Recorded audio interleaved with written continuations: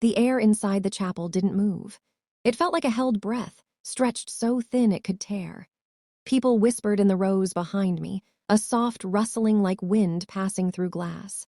But the moment my mother's voice cut across the room, sharp, cold, disbelieving, every whisper collapsed. "You changed your name!" Her words hit me like a pebble flicked at a window, small but sharp enough to crack the silence. Heads turned. Eyes lifted. Even the minister paused mid-page. I didn't move. I kept the program in my hands, the paper warm from my palms, my new name printed across it in clean black ink. Emily Hart. She said the name like it insulted her personally. My father's jaw tightened. My sister Mia's eyebrows shot up. My brother Luca's looked like he'd walked into an exam he didn't study for. And all around us, old relatives pretended to read their hymn sheets while waiting for the next blow. The seat beside me, the one labeled family, sat empty. Fitting, I didn't flinch.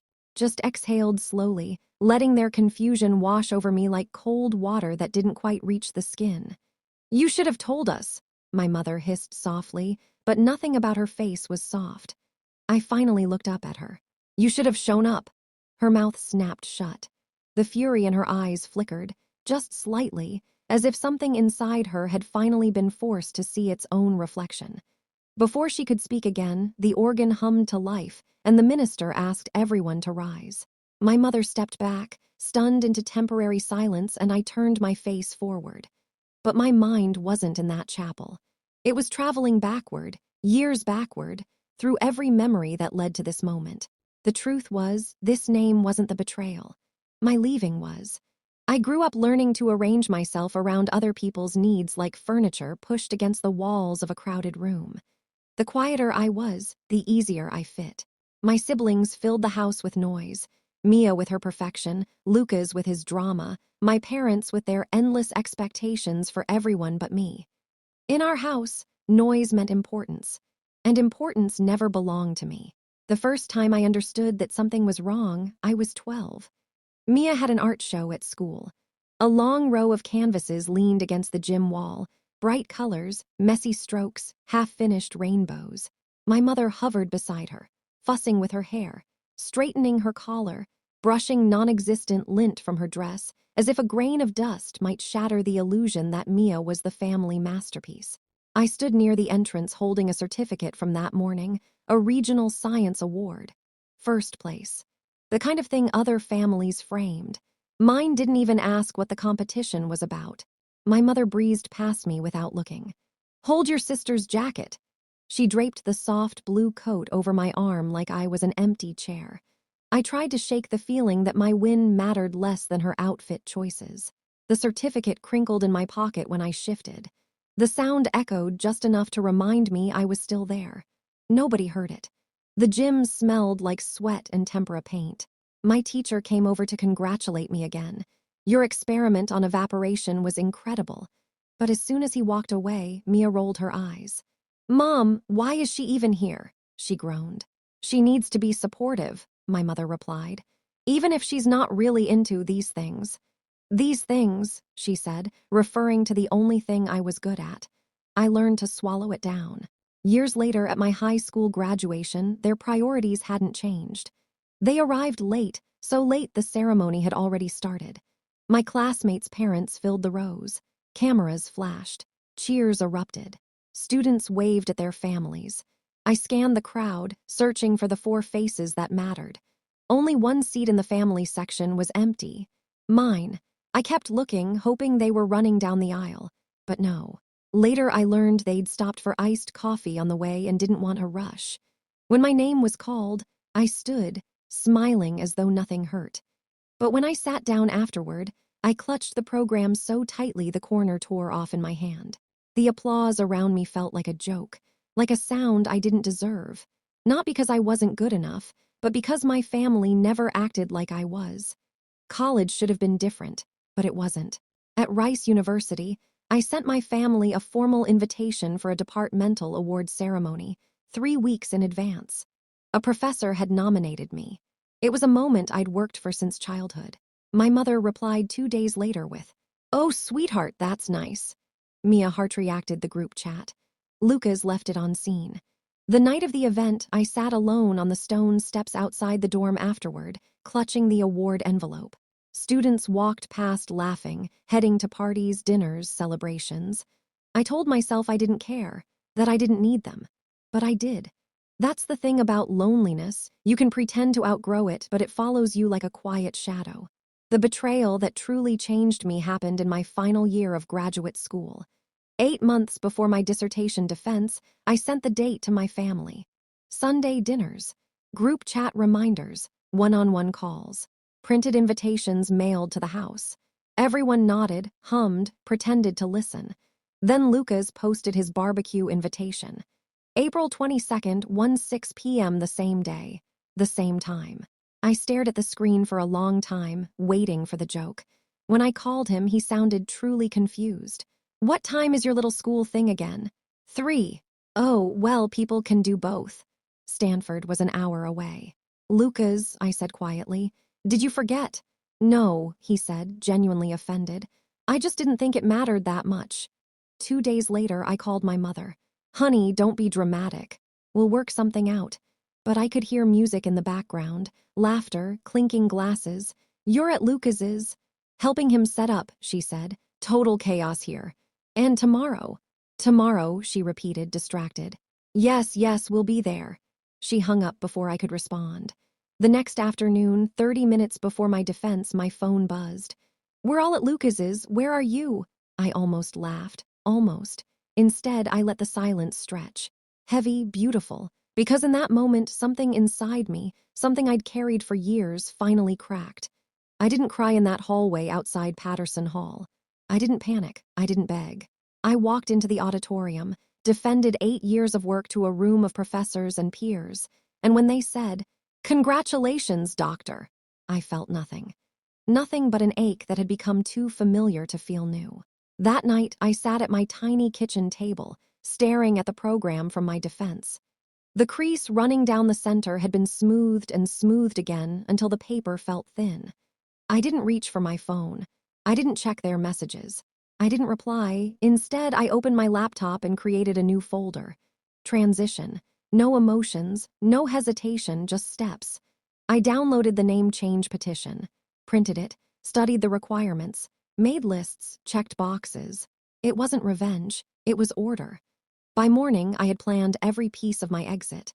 The courthouse felt cold the day I walked in, not intimidating, liberating. The clerk slid papers toward me. "Fill these out." I sat beside a window and wrote my new name slowly, steadily, like it had always belonged to me. Emily Hart.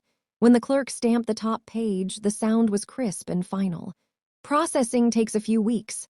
"That's fine," I said. Walking out into the sunlight, I felt something I hadn't felt in years. A direction. Leaving Austin wasn't dramatic. It wasn't a midnight escape or a rushed decision. It was quiet.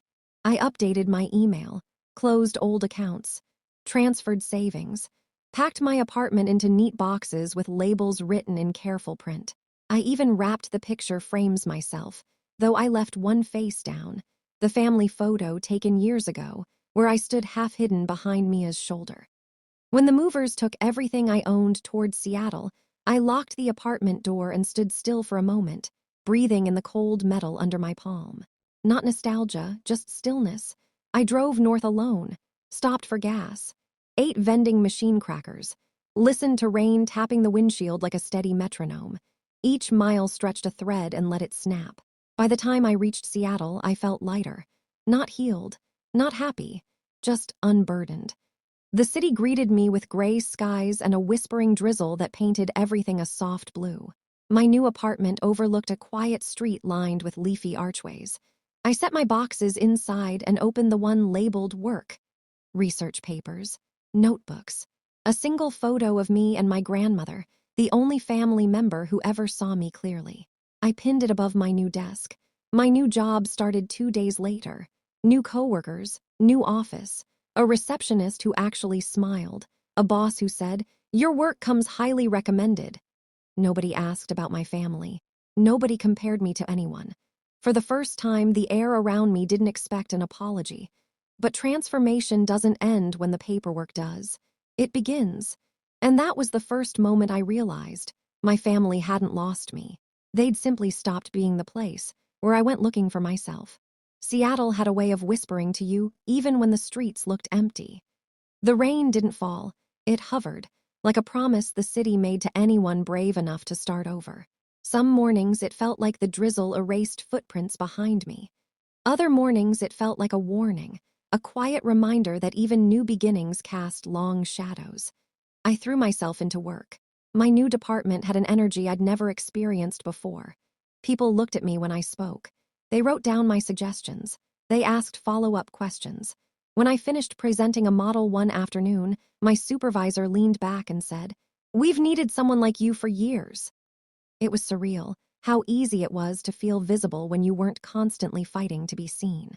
But inside me, something else was building, a slow, vibrating tension I couldn't name. Some nights I'd wake up with a faint ache of old memories pressing against my ribs. My mind would flick back to the empty chair at my defense, the unanswered calls, the barbecue smoke drifting across my mother's laughter, while I stood alone in a hallway meant for scholars with families cheering in the seats. I told myself those memories didn't matter anymore. But the truth was, silence is never empty. It echoes. 3 weeks into my new life, the final email came. "Your name change petition has been approved." I stared at the glowing screen in my dark apartment, listening to nothing but the soft hum of the refrigerator. The moment should have felt triumphant. Instead, it felt like a quiet, irreversible shift. A small, precise click in the architecture of my life. Emily Hart. The name sat on the approval form like a doorway I could finally walk through. I printed it, slipped it inside a folder, pressed the folder shut. Then I let out a breath I didn't realize I'd been holding for years. Not relief, not joy, something calmer, something like alignment. The next few days went by without incident. My license changed. My bank cards arrived with their new letters. My workplace records updated. My insurance, my voter registration, my email, my professional portfolio. The pieces of my identity fell into place as if waiting for this moment. But the universe has a way of testing you right when you think you've outrun the past. The test came on a Monday. My phone buzzed at work. HR notification. Emergency contact attempted access to employee records. Request denied due to legal mismatch. I stared at the message long enough that the letters blurred. Emergency contact. That meant my mother or my father. They had tried to reach into my new life through a name that no longer existed. A chill spread quietly down my spine. Not fear, clarity.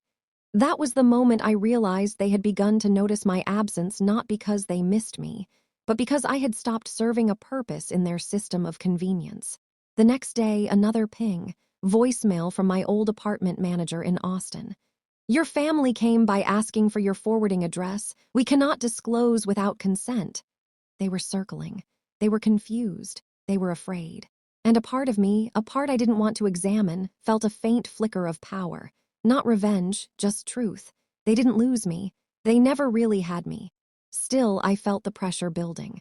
Like the past was gathering itself for one last blow. I didn't know how right I was. For weeks, I ignored the signs. The missed calls on the old phone I kept tucked away. The messages piling up in voice inboxes I no longer checked. The group chat notifications pinging into the void of an unused number. But some storms don't ask for permission. They break in whether you're ready or not. The first real warning came in February.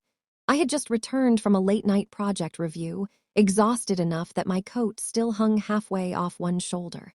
I kicked off my shoes and collapsed onto the couch. The apartment was silent except for the faint Seattle drizzle tapping against the balcony railing. I powered on my old phone for the first time in weeks. 83 missed calls. Dozens of messages, voice memos from my mother, my father, Mia, even Luca's. Each voicemail sounded more frantic than the last. "Where are you? This isn't funny. You can't just disappear. You owe us an explanation. Family doesn't do this to each other. You're being selfish. This silence is childish. You're upsetting everyone." Upsetting everyone. As if centuries of neglect could be balanced by a handful of frantic phone calls. I powered the phone off gently, like laying a restless animal to sleep. The room felt lighter, but storms don't end just because you stop listening to the thunder. 3 days later, everything unraveled. It happened at work. I was preparing a water reclamation analysis when my supervisor approached with a strange expression. "You have a visitor in the lobby."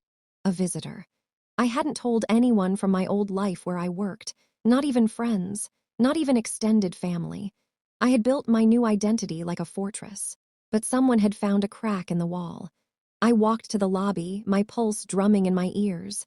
The room was bright, too bright, and the receptionist looked uncomfortable. At first, I didn't recognize her. Her hair was lighter, her face thinner, her expression sharper. But then she turned, and the world shifted. Mia, my sister, standing in the middle of my new life like a ghost that refused to stay buried. She stared at me, disbelief painting her face. "Emily," she whispered, the name tasting unfamiliar in her mouth. Is that really you?" Something inside me sank and rose at the same time. Her eyes swept over me. My badge, my office behind the glass, the people walking by who greeted me with casual confidence. She blinked, stunned, like she had never imagined a life for me beyond the role they'd assigned. "I didn't know what you were doing," she said, voice trembling. "We thought something happened. Mom's been crying, Dad's furious. Lucas threw a barbecue on the day of my dissertation," I said. "Did he mention that part?" Her face flinched as if slapped. I didn't feel satisfaction. I didn't feel guilt. I felt distance. A calm, firm distance between who I had been and who I had become. Before she could speak again, my supervisor appeared behind me, asking if everything was okay. I nodded. "Just finishing a conversation." A small lie. But I'd spent a lifetime telling small lies to protect people who didn't protect me. This time, the lie protected me. "I need to talk to you," Mia whispered urgently. "Not here," I replied. We stepped outside into the cold air. The drizzle had softened into a mist that clung lightly to our coats. She looked at me, truly looked for the first time in years. "You changed your name," she said quietly, "without telling anyone. I didn't think anyone would care." "We care," she insisted, but something in her tone cracked, a hairline fracture in her certainty. "No," I said slowly. "You care now because you lost control, not because you lost me." She opened her mouth, searching for words. None came. Instead, she said, "Mom isn't well." I felt the old reflexive guilt twitch inside my chest, but only for a second. Then memory stepped in. The empty chairs, the forgotten events, the silent years. "What does that have to do with me?" I asked. "You're her daughter," she whispered. I let the words hang in the air. Then I answered with the quiet truth I had never spoken aloud. "She made that choice a long time ago.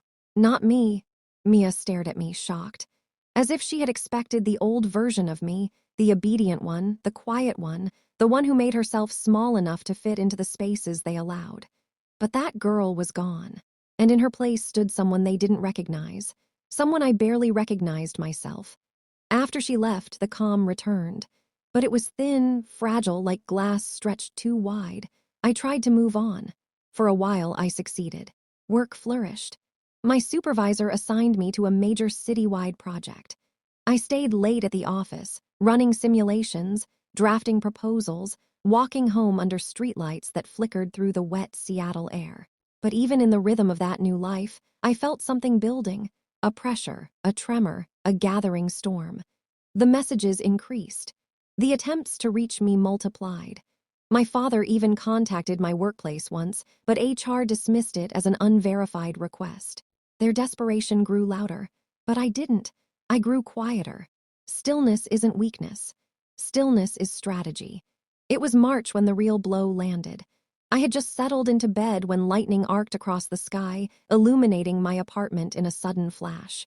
Thunder rolled after it, deep and slow. Then my phone buzzed, not the old one, my new one, my private one. The one no one had access to, a number I didn't recognize. Instinct told me not to answer. But a deeper instinct, a darker curiosity won. I picked up. The voice on the other end was strained, breathless. "Emily!" My body went cold. Not from fear, from recognition. It was Lucas. He had found a way in. "We need you," he said, voice trembling. "It's Mom. She collapsed. She's in the hospital. Dad's losing it. Mia's a wreck." "They're saying we have to call." I didn't speak. Not yet. I simply listened. Because for the first time in my life, they weren't asking me to show up for them. They were asking me to save them, to fill the chair they had always left empty for me. The irony tasted sharp in my mouth. "I don't know what to do," Lucas whispered. "Please, just come." I closed my eyes and let the storm roll outside my window. The girl who begged for their attention was gone. The woman who rebuilt herself from silence stood in her place. "Text me the hospital address," I finally said. And before he could say anything else, I ended the call. Not with panic, not with urgency, just clarity. Because this time, everything was going to be on my terms. Everything. The flight back to Austin felt unreal, like I was drifting through someone else's life. The plane hummed beneath me, steady and constant, while my thoughts moved like shifting tides. I wasn't returning as their daughter. Not anymore. I wasn't Emily Brennan, the forgotten middle child. I wasn't the quiet shadow they used when convenient. I was Emily Hart now. A woman they didn't recognize. A woman they couldn't reach. A woman they no longer had the right to claim. And yet here I was, heading back into the heart of the life I had left behind. Not for them, and not out of obligation. I went because I needed to see something for myself. A final confirmation of the truth I had already begun to accept. When the plane landed, Austin felt both familiar and foreign. The air was heavier. The sky was brighter. Even the ground seemed to hold memories I hadn't asked to revisit. I took a taxi straight to the hospital, the city blurring past the window like a life I had shed. The emergency wing was quiet, cold. A nurse led me down a hallway, her footsteps echoing. When she opened the door to the waiting room, I saw them. My family, or what remained of the idea of them. Mia stood up first. Lucas buried his face in his hands. My father sat rigidly, staring at the floor like it might offer answers he'd run out of excuses for. They all froze when they saw me. My new name tag clipped to my coat, my new confidence in my posture, my new distance. It was Lucas who spoke first. "Thank God," he whispered. "You came." I nodded but didn't step closer. Something in me refused to cross that invisible line. Dad finally lifted his head. For a moment, there was something like hope in his eyes, then confusion, then something that looked suspiciously like fear. "You look different," he said, voice low. "No," I replied. "I look like myself." Mia swallowed hard. "Mom's in surgery. We don't know what's happening. The doctor said we should call all her children just in case." Just in case. The words carried more weight than the room itself. A nurse walked past, and I let the moment settle before asking, "Has the doctor come back with updates?" "No," Mia whispered. "Not yet." We stood there in silence. Not the old silence, the one I used to drown in. This one belonged to me. It wasn't emptiness. It was a boundary. A nurse appeared minutes later and called for family to meet the surgeon. We followed her to a consultation room, the door clicking shut behind us with a finality that rippled through my spine. The surgeon spoke calmly. A complication. A blockage. Emergency surgery completed. She would recover, but slowly. Carefully. Relief washed through the room like a soft wave, but it barely touched me. I didn't feel the panic they felt. I didn't feel the fear they carried. I didn't feel the responsibility that once would have consumed me. I only felt clarity. They needed me now, but not because they loved me, because they had built a life assuming I would always fill the gaps they left open. The surgeon left, and an uncomfortable stillness settled among us. "You didn't even answer our calls," Dad said eventually, voice shaking more from wounded pride than emotion. "You didn't answer my life," I replied. "Not once." He blinked, stunned, like he had never heard me speak before. In a way, he hadn't. Mia stepped closer. "We made mistakes," she whispered. "But disappearing like this, changing everything without telling us. You didn't notice when I was disappearing while I lived in the same city," I said quietly. "What difference would a new name make?" Lucas covered his face again. "Please, just don't do this, not now." "Now is the only time any of you are listening," I replied. Their silence was the truest thing they'd ever given me. Hours later, after they finally went home to rest, I stood outside my mother's hospital room. I looked at her through the glass window, pale, sleeping, an IV taped to her wrist. The woman who had shaped me into silence. The woman whose absence had carved more scars than her presence ever did. Seeing her like this didn't break me. It just confirmed something I had already learned. Neglect is its own kind of violence, but healing doesn't need witnesses. I didn't go inside. I didn't need to. The next morning, the hospital hallway felt colder. My siblings were already there. Dad leaned against the wall holding a cup of vending machine coffee like it might steady him. When I approached, Mia walked up hesitantly. "I told Mom you're here," she whispered. "She wants to see you." Old habits tugged at me like invisible threads. The urge to follow, to obey, to perform the role I'd been assigned, the quiet, compliant daughter who took what she was given. But that girl was gone. "I can't," I said simply. "Why?" Mia asked, voice cracking. "Because I came here to see the truth, not to erase it." She shook her head, tears gathering. "We can fix this." "No," I said gently. "You want to reset it. Resetting isn't fixing." She opened her mouth to argue but couldn't. Lucas stepped beside her. For once, he didn't look angry or annoyed. He looked lost. Like a child who'd realized the world doesn't circle around him. "Just tell us what you want," he said. I looked at him slowly. "What I want," I said, "is peace. Not permission, not validation. Not the version of love you offer when it's convenient." Dad exhaled sharply, like the truth stung. "You're still part of this family." "No," I said.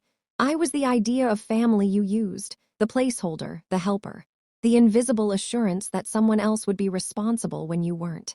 He opened his mouth, then closed it. For once, he didn't have words big enough to hide behind. "What happens now?" Mia whispered. I stepped back, the distance widening like a door opening behind me. "Now," I said softly, "you let me be who I became without you." A tear slid down her cheek. "And us? You will have to learn who you are without me." Their faces blurred as I walked away, the hallway lights reflecting off polished floors. Not dramatic, not angry, not emotional, just final. Outside, the morning sun was soft and cool. The air smelled like fresh rain and blooming spring. I hadn't smelled Austin like this in years.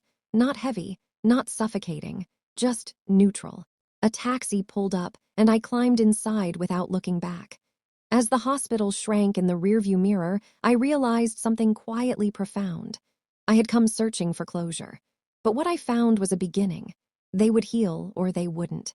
They would reflect or they wouldn't. They would change or they wouldn't. None of that was my burden anymore. My life wasn't defined by whether they saw me. It was defined by the moment I chose to see myself. Seattle welcomed me home the way only a city that expects nothing from you can. Gently, steadily, with a quiet that didn't demand silence from me. Back in my apartment, I opened the balcony door. The breeze carried the scent of wet concrete and pine. I wrapped a blanket around my shoulders and sat outside. I checked my phone. No new messages, no missed calls, no demands, just stillness. For the first time, the stillness didn't feel like abandonment.